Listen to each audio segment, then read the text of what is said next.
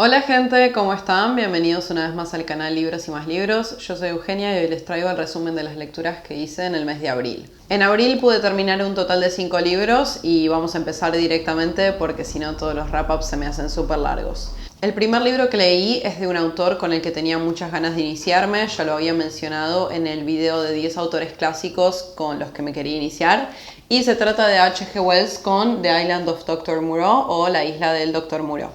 Bueno, H.G. Wells es considerado uno de los fundadores de la ciencia ficción y por eso justamente tenía muchas ganas de empezar a leer algo de él. Y creo que este fue un buen comienzo. En general es un libro que me gustó bastante. Nos cuenta la historia de Edward Prendick, que si no me confundo creo que es un biólogo inglés, que está a bordo de un barco que de repente naufraga, entonces él se encuentra a la deriva en el mar. Bueno, cuando ya está al borde de sus fuerzas, es rescatado por otro navío donde se encuentra un hombre que se llama Montgomery. Montgomery empieza a cuidarlo y a tratar de devolverle la salud, ya que él dice que es una especie de médico. Cuando Edward Prendick empieza a recuperar la salud, se va a dar cuenta de que en ese barco hay una carga bastante extraña, ya que Montgomery lleva unos animales bastante extraños y también un sirviente que tiene una apariencia bastante diferente. A raíz de diversas circunstancias, Edward va a terminar en la isla donde trabaja este señor Montgomery y que trabaja a cargo del Dr. Moreau. Bueno, ahí se va a empezar a dar cuenta de que algo bastante extraño está pasando y que el Dr. Moreau está haciendo unos experimentos bastante extraños y terribles con los animales que venían trayendo en ese barco. A esta historia le terminé dando 3 estrellas en Goodreads y tengo que decir que en general es un libro que me gustó bastante y que me parece que es bueno para iniciarse con el autor.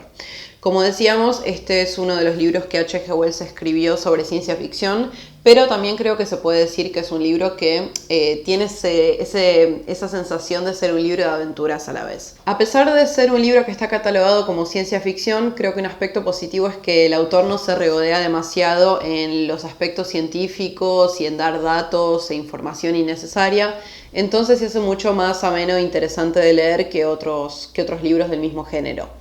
Creo que trata temas muy interesantes y plantea preguntas y cuestiones que hoy en día siguen siendo relevantes, como pueden ser qué es lo que nos separa a los humanos realmente de los animales, si realmente lo único que nos separa es el poder del habla y del raciocinio o si hay otras cosas, una barrera más intrínseca que es más difícil de cruzar. El tema que más me cautivó y que está implícito en toda la novela es el tema del abuso de poder de los seres humanos cuando consideran a alguien o algo como algo inferior. Eso realmente me gustó mucho y creo que es un tema que está muy bien tratado.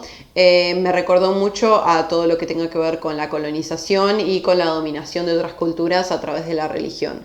Me parece que no es nada extraño que este tema esté presente en las novelas de este autor, ya que es un autor que vivió durante bastante tiempo de su vida. En realidad él nació en la época victoriana, que fue una de las épocas de mayor expansión del Imperio Británico.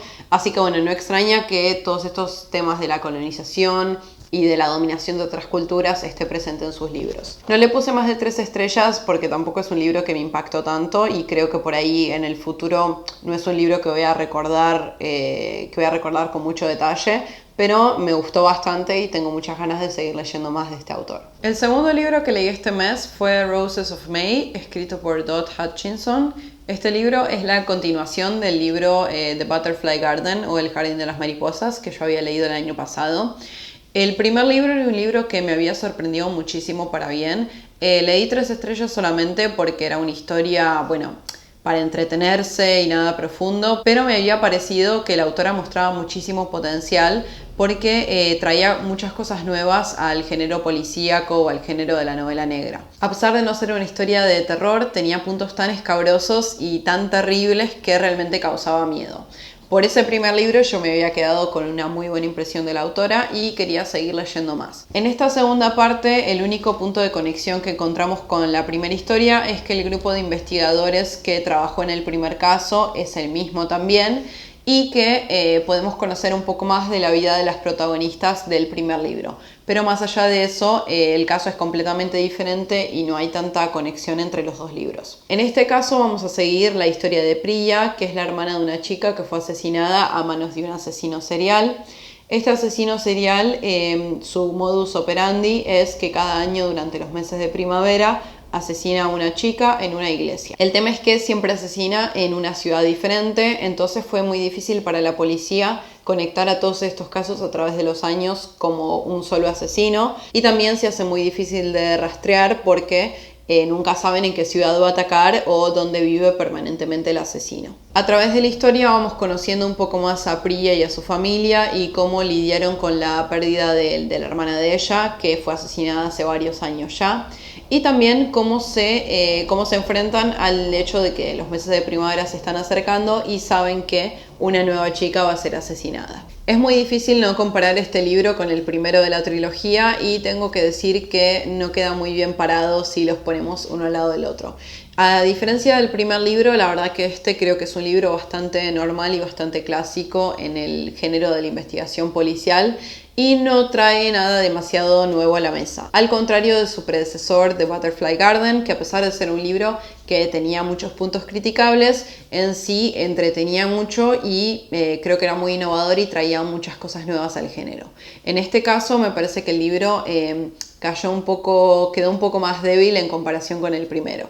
Por otro lado, tuve un problema bastante grande con este libro y es que ya más hacia el final me parece que hace una apología o incluso avala el tema de la justicia por mano propia.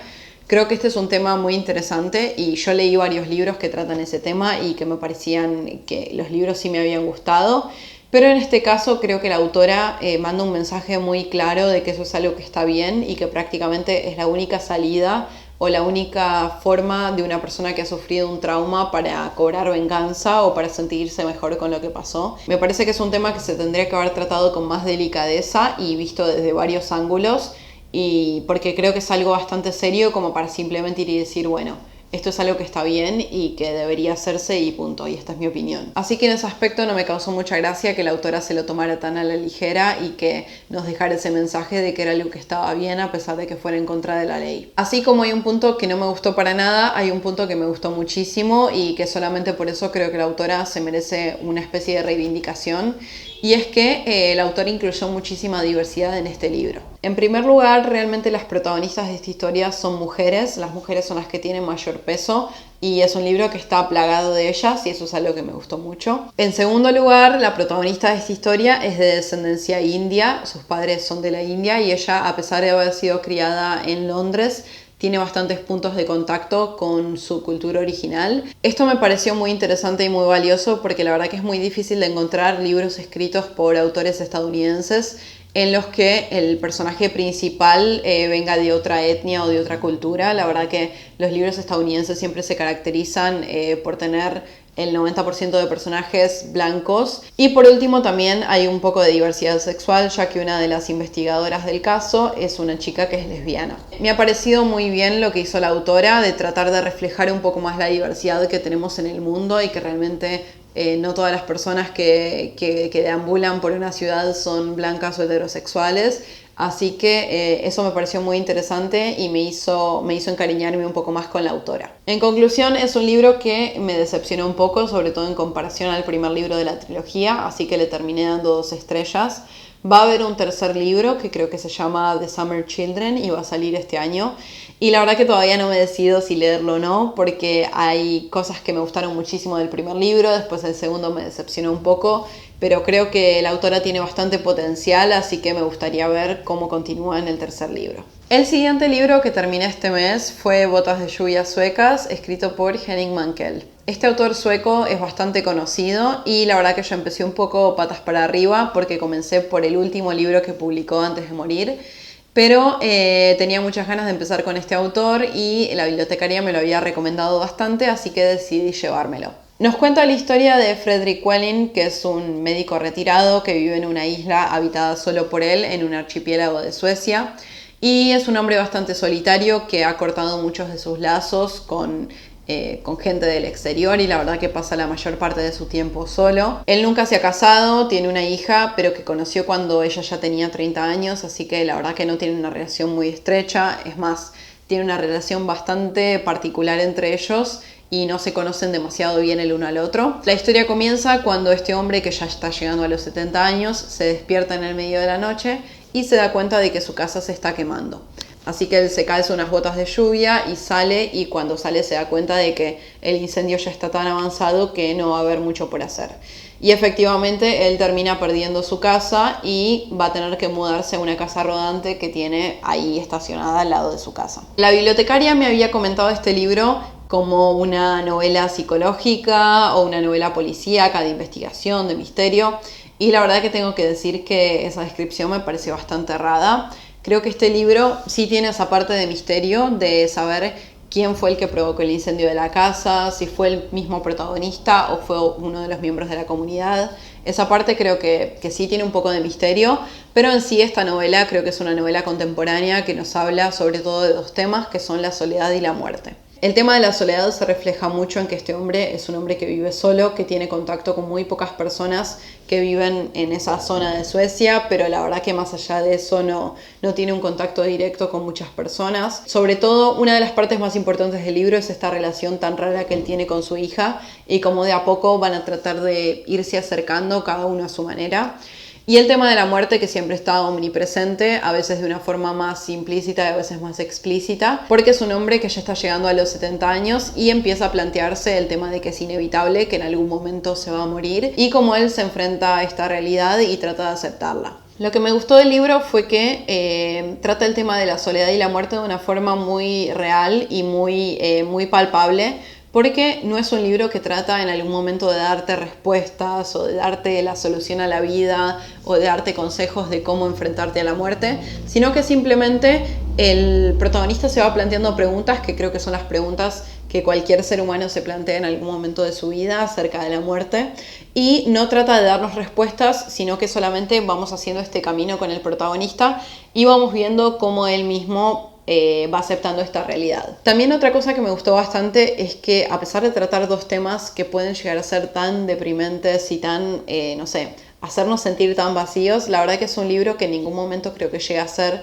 demasiado pesimista o demasiado deprimente, a pesar de que tiene sus momentos, pero en sí me quedó una sensación bastante satisfactoria al terminarlo y no de sentirme deprimida o de sentirme mal. Como hubo cosas que me gustaron, también hubo cosas que no me gustaron para nada, y uno de los aspectos que más me costó entender fue que el personaje es una persona bastante desagradable. Todo el tiempo él tiene pensamientos muy negativos respecto a la gente, ve a las otras personas con una mirada muy despectiva, y en ningún momento llegué a entenderlo al punto de poder comprender ese lado de él, sino que todo el tiempo me pareció que simplemente era una persona desagradable porque sí, porque bueno, todos nos vamos a morir algún día y eso no nos da permiso a ser tan despectivos con otras personas. Y no se trata del hecho de que el personaje sea desagradable, porque yo he leído otros libros donde el protagonista me causaba bastante desprecio, pero al conocer su historia y al conocerlo un poco más en profundidad, por ahí, si no podía justificarlo, aunque sea podía entenderlo.